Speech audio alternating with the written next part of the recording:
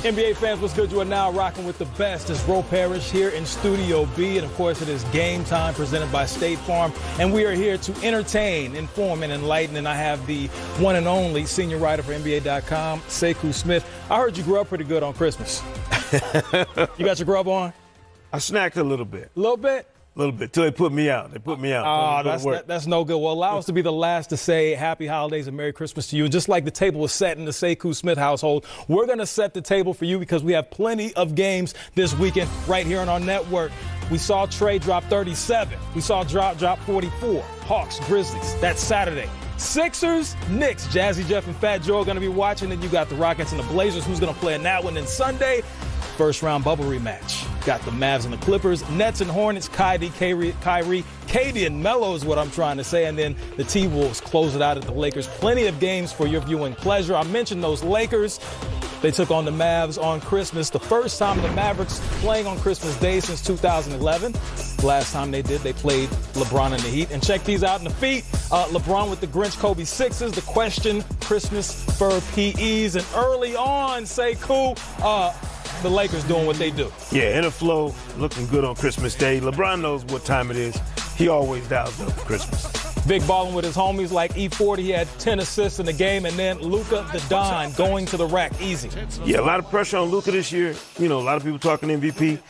Tough start to the season, though, for the Mavericks so far. Tough start for the Lakers in Game 1. LeBron twists his ankle. His ankle looked fine in this one, knocking it down from 3. And that is AD.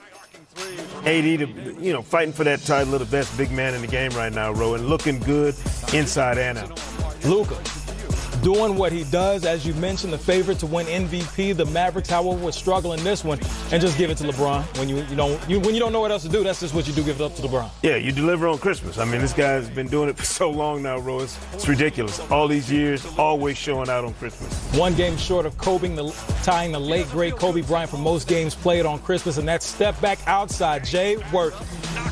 Yeah, and LeBron looks relaxed. The other night in the opener, not as comfortable as you mentioned the ankle injury, but looked a lot more comfortable on Christmas Day, getting into his groove. A Tribe Called Quest has the love movement. The Lakers have ball movement. 33 assists for the Lake Show. Montrez getting it done, and then Kyle Kuzma just got that contract extension. Get paid, young baller, get paid, knocking it down from 3. But the Mavericks, they ain't going nowhere. Yeah, this is a team that obviously is adjusting, Ro, but they got the guy in Luka that can help you get it done. But there are a lot of adjustments without Stephen Silas coordinating offense. Indeed. Josh Richardson had 17, including 2 threes. Trez, the baseline jumper. The Lakers trying to close it out. Goldie doing his thing in La La Land. And the Lakers handle their business. They get their first victory of the season hand in Dallas. Their second loss of the year. Luka finishes with 27, 4, and 7. Anthony Davis, 28. LeBron, who I mentioned earlier, had 22, 7, and 10. And, of course, he gets to talk after the game. He gets to walk off, feeling much better after Game 2 than he did after Game 1. So, LeBron, I know how much you relish playing on Christmas Day to the point where you said you might even have trouble sleeping last night. Well, you ended up with a win under the tree. How did you feel, especially compared to the way the season opener went? I felt a lot better personally. I'm starting to get my wind back, getting my spring back. And, every day, is helping for our team. Every film session, every practice. Continue to learn each other. We got some new additions to our team, which a lot of people know of. And we want to just continue to improve. So I felt like we did that tonight. We had the shortest offseason ever, right? So Coach Vogel has talked about wanting to start this first month with being really careful how he manages minutes for you, Anthony Davis. How do you balance that with also wanting to be on the floor and set the tone for the rest of the team, especially with all those new faces? It's going to be, coach's decision for sure. But, we want to go out here and win every game, and that's the main thing. By at the same time, making sure we, play it the right way as far as, myself and AD and a lot of guys that played a lot of big minutes, 71 or 72 or how many days it was ago, the short off season. So, but, if I'm on the floor, I'm playing to win. And then when I'm off the floor, my teammates is going to, protect me and cover me and AD as they did tonight. So big contributions tonight from our 2 new acquisitions in Trez and Dennis. And everybody else kicked in, so it was a great performance for us. It's been so interesting watching the new guys and really an unusual amount of change on the roster for a defending champion. Very different, right, from your Cavaliers team or your Heat team after you won titles there. What do you think these new guys are bringing you so far? Just a lot of energy that we needed, especially with just the short layoff. So they're giving us a lot of energy, a lot of quickness, some young bodies, and they're hungry. They're hungry to win a championship. They have not experienced that yet, besides Mark, but he's a vet like me. But with Dennis and Wes and Trez, they just bring a lot of energy, a lot of dog in them, a lot of effort, and it works perfectly for our ball club. Well, congratulations, LeBron, on that first win, and Merry Christmas. Merry Christmas to you too. Sekou, looking at this Lakers team, it's rare that you see a championship team go in the offseason and technically win the offseason with their acquisition. So if your life was threatened at this point and you had to wager a dollar amount that mattered to you, what is the team out there that could possibly beat these Lakers, and why? Well, I think I'm going to leave the amounts alone, but I'm going to pick a team. I think, Brooklyn looks like a team that has the kind of star power at the top and the kind of depth that you can combat what the Lakers do and do best. You got to have somebody that can go out there and go head up with LeBron James. Kevin Durant has shown us he can do that. You got to have a number 2 guy who's used to taking and making big shots in big games. I believe Kyrie Irving answers that question. Then it becomes a depth question, for both teams. Whose depth is greater? And I think Brooklyn, by virtue of the guys we've seen perform for them so far, is that other team. Interesting you say Brooklyn, and you know how we do things on television. We do it like that on purpose. That's called a segue, because the Boston Celtics taking on the Brooklyn Nets, and this game was absolutely ridiculous. Early on, though, Celtics mourn the loss of legendary coach and player K.C. Jones pregame, whose number is hanging in the rafters, a legend in the game. Back to basketball, Kyrie doing it notoriously B.I.G. finds KD, and Tatum got off to a slow start, but the Boston Wings, they've been balling. Yeah, and those guys are going to have to be the engine for the Celtics. They know that. They knew that going in with Kemba Walker not being available. It's going to, rest largely on the shoulders of those 2 guys. And rest on the shoulders right there. Kyrie had 14 in the second quarter, and that big shot right there by Tatum as the clock expires. Listen, I don't even know what to say about Kyrie and KD's talent.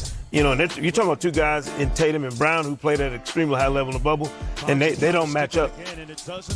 The first 2 Celtics in team history to score 30 points in a debut game. That's what those 2 wings did. And then you roll them in a circle of homies and watch you break them with the 7-11. 7-11. That's Kyrie and KD. They just had it going on. That Euro is ridiculous. They outscored Boston 25-23 in the third quarter alone. Yeah, like I said, we're talking about 2, alphas joining forces in Brooklyn to go out there and put on a show like they did in the opener and again against the Celtics. They had the internet going nuts. All the ballers and shot callers were talking about KD and Kyrie. Kyrie, the most threes he's made in a game in 3 seasons, the third player to have that many threes on Christmas Day. He had 7 of them. Finished with 37, surpassing the franchise record for points scored on Christmas Day. That's Michael Ray Richardson, who had 36. Just ridiculous. Kyrie, after the game, by the way, he corrected us all on what most thought was a convenience store. Congratulations on another phenomenal win and for making history tonight. Expectations were so high for this team going into this season, and after 2 games, I'm wondering, have you already exceeded your own expectations? No, we can't exceed our own expectations. We know this is a long journey ahead, and that's just another sparring session for us. I'm grateful to be able to come here, especially during the holidays. I don't necessarily celebrate Christmas, but I wish happy holidays to everybody at home, and I'm glad that we could put on a performance for everybody. And it's just important about keeping the synergy good here for our team, and we're definitely going to continue to progress every day. You appear to be having a blast out there. It's obvious that you're smiling, you're in a good spot. Do you recall the last time you were having this much fun on the court? This much fun on the court? I mean, every time I step foot on here, I'm blessed. I'm grateful to be able to strap on my shoes, be able to do what I do. And it takes a lot of hard work, a lot of unseen hours, a lot of team chemistry things that we got to work on when no one's watching. And we do it to be able to put on a good performance here, and we just want to continue to do so through just staying consistent. It is a beautiful thing to watch you and KD out there. What impresses you most now that you're his teammate? I think The biggest thing that I'm most excited about is just growing continuously and then enjoying playing with another great player. But like I said the other night, it's not just about us two. You know, we introduced the world to 7-Eleven, but it's not just about us. It's a great team over here. We have a great collection of individuals where every single day we're pushing each other to be better, and that's the way you want to come in. And I'm not going to take any day for granted when we have this great of a team, and I'm just grateful to be on the journey with these guys. And finally, this, of course, your first game back in Boston, regular season game, getting a win here tonight. Any extra special for you? No. I'm like I said the other night. I went to war with those guys. You know, those young guys down there. Like I said, I got to stop calling them young guys. They're growing so beautifully, and I want them to continue to get better. And we're going to continue to lean on each other as brothers off the floor, but on the floor, we're going to continue to compete. So we know it is a very small sample size, but in game one, we saw them combine for 48 points in 50 minutes. Now we see KD and Kyrie combine for 66. Again, small sample size, but however, this combination appears to be working well in Brooklyn. Working well? Yeah, I would say that. And I think the most amazing thing is KD as a teammate, Ro. Think about the guys he's played with, and they flourish playing alongside of him, and they never have to, sacrifice their game to do so. That tells you not only how great a player KD is, but how smooth he can transition from space to space. Did it with Russell Westbrook and James Harden early, Steph and Clay in Golden State, and now with Kyrie in Brooklyn. They both appear to be very comfortable with one another out there on the floor. It'll be interesting to see how they continue to go through the rest of the season, playing very fast and getting buckets in bunches. That's what Brooklyn is doing. Well, we got plenty more on this here program right here on this holiday. Looking for payback. These ain't the same Warriors from way back. The Bucks were a problem from 3 for the Dubs. Oh, and by the way, the Dragon, he was flaming. But his teammate who once balled in D2, he's the one that stole the show. Heat check. We got it. In the world, with our short time here. Striving for better, striving for equality, striving for greatness. Use our platform for our voices to be heard. How I inspire the next generation is what matters to me the most. You're watching Game Time, brought to you by State Farm. When you want the real deal, like a good neighbor, State Farm is there. The Dubs in their 8th straight Christmas Day game. There's Steph Curry, Giannis, ready to ball after that heartbreaking loss in game 1. That was pretty bad, but this right here is good, Sekou. Yeah, listen, it's not hard to figure when you got the big guy finishing up there, everybody get out the way. That's right, and he stays cooler than the double L. That's Steph Curry, and he is making history for the Golden State Warriors, now number 2 on the all-time scoring list, right behind Wilt Chamberlain. We'll talk about that more momentarily, but then Chris Middleton had himself a day, Sekou. Yeah, Merry Christmas, Chris Middleton. Went in, opened it up early, and didn't stop, bro. Just firing from everywhere, man, and playing like the Chris Middleton the Bucks will need this season. Apparently, they have some changes that they've made. Maybe there's not so much pressure on him anymore now that you have Holiday in the mix. Yeah, and look, Giannis hasn't played a typical Giannis game yet. But the good thing for the Bucks is that he doesn't have to when you look at the supporting pieces and how they're performing. 6 threes coming from Middleton. He dropped one right there in the corner like it's hot and getting in the paint. Finished with 31, 5 assists, 4 rebounds. Milwaukee in control. Thanasis, the other Antetokounmpo. Listen, all the Antetokounmpos having a good week. Rings, balling, everything. Rings and things. Bring them out, bring them out. That's what they did earlier in the week for the Los Angeles Lakers, but we focus on the Bucks as they get the victory over Golden State.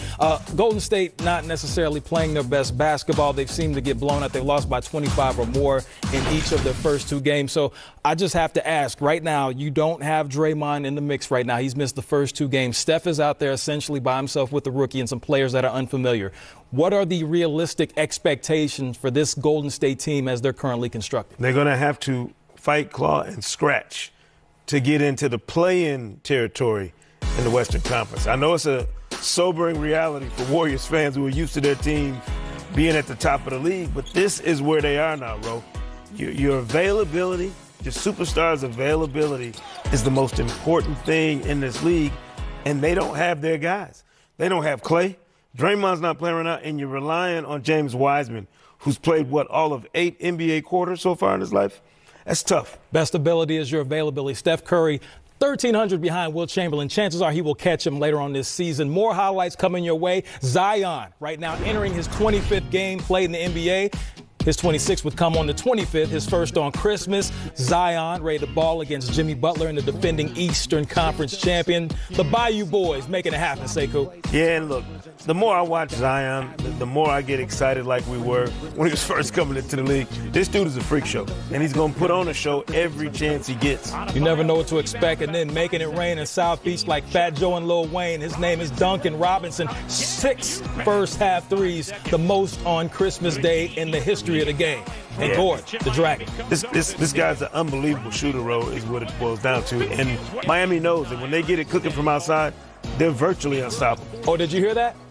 It's the price going up because he's a restricted free agent. He's going to get paid in the offseason. By the way, Brandon Ingram just got paid, knocking down one of his 4 threes. Miami Heat chilling. Jimmy Butler did leave early. He had an ankle injury, did not play in the second half. And you step into the jam and slam. That is Bam. Yeah, they got his back. He don't have to worry about it. Put the foot on ice, Jimmy. The rest of these guys will take care of business. Speaking of taking care of business, Zion joining LeBron as the only players in NBA history to score 30 points on Christmas Day before turning 21. B.I. one more. How about that one?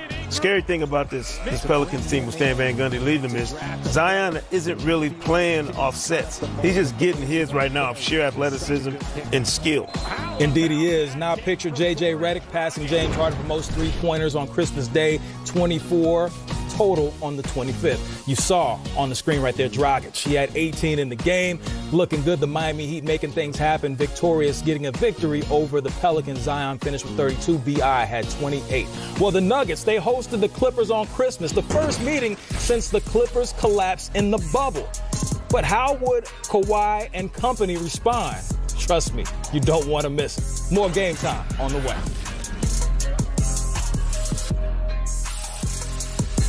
The new NBA season returns to NBA TV with a triple header.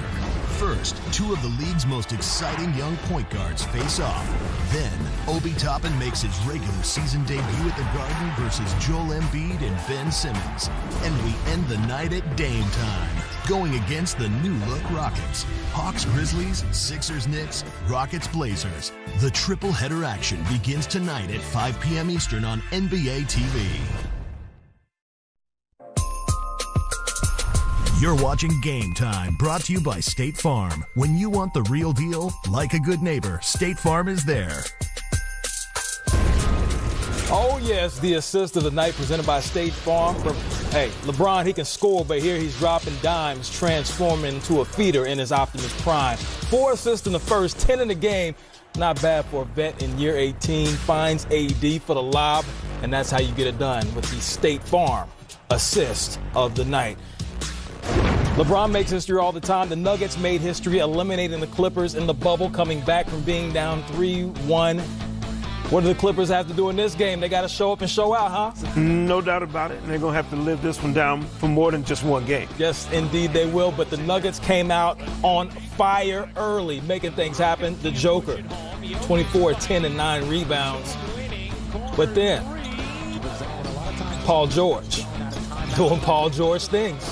Paul George I guess he's heard what everybody said about him, bro. He's playing with a chip on his shoulder this year for sure. And we all know Kawhi always has the chip on his shoulder. The step back mid-range game is on point per his usual. More of PG-13 and Kawhi earning that money. Yeah, they got the big 2, and it's what you need. And they need those guys to show up every night, not just against the Nuggets this year, but every single night. Every single night, every single day. Now, the Nuggets were down by as many as 24. They trailed by double digits in 4 of their last meetings with the Clippers. But we know what usually happens. They come back. Got them right where they want them. That's what you said. That's where you want them if you're the Nuggets. And we'll take a pause here because this was a definite scary moment. Friendly fire. Serge Ibaka's elbow colliding with Kawhi Leonard's face. Early reports are a face laceration. Ty Lue says he is still being evaluated. We'll have more on that shortly. Back to the game. Lou Williams, lemon pepper Lou, draining it from 3 to seal the deal as the Denver Nuggets take the L to the Los Angeles Clippers. And according to Andrew Greif from the LA Times, Kawhi suffered a face laceration in his mouth that required 8 stitches. The Clippers play Sunday against Dallas. Ty Lue after the game. What exactly you saw during that play happen from your vantage point? I didn't even see it. He's still getting evaluated right now. I'm not sure. I didn't even see what happened. How worried are you about him? He's going to be fine. He got up and walked on the floor, so he's good. You know, like I said, Denver's a great team. They went to the Western Conference Finals last year, and they have some really good players. So they're going to make a run, especially at home. I thought we just kept our composure. That second unit they brought in started trapping a little bit more, started pressing a little bit more, getting into our handle and stuff like that. So we just got to do a better job just taking care of the basketball. But overall, I thought we did a great job of sharing the basketball, having 32 assists. We went to Kawhi and PG. When they had one-on-one matchups, they went to work. When they double team, they did a good job of sharing the basketball. So that's the way we want to play. We want to take advantage of mismatches.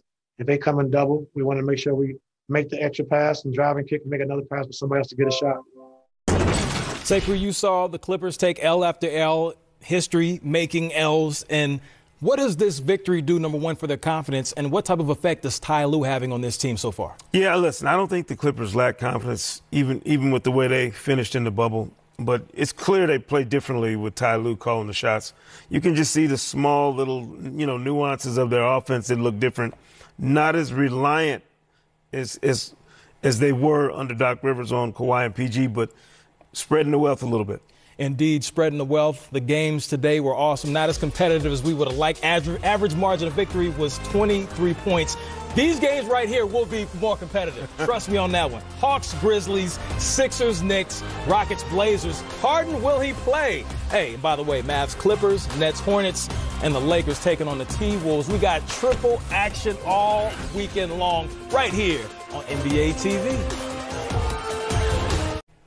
The basketball family lost one of its most accomplished members on Christmas. Hall of Famer Casey Jones leaves us at 88. He was basketball royalty. Saying he was legendary is an understatement. 2 titles in college, a winner of an Olympic gold medal, 12 times he won an NBA championship, 8 times as a player, 1 as an assistant, 2 as a head coach. His number hangs high in the rafters for both his college and his pro teams, and he is forever enshrined in the NCAA and Basketball Hall of Fame as you see his accomplishments. Listen, Sekou, along with Bill Russell, who was his roommate for much of his career, Jones is one of the greatest winners in the history of our game. Yeah, no question about it, Ro. And you think about the toll that 2020 has taken on the NBA family.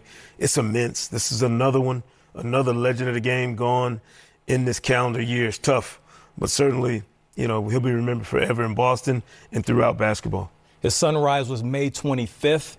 His number 25 hangs high in the rafters. And his sunset was December 25th. And as Sekou said, it's been a tough year, so make sure you celebrate the good times with your loved ones. Our condolences go to the family of Casey Jones.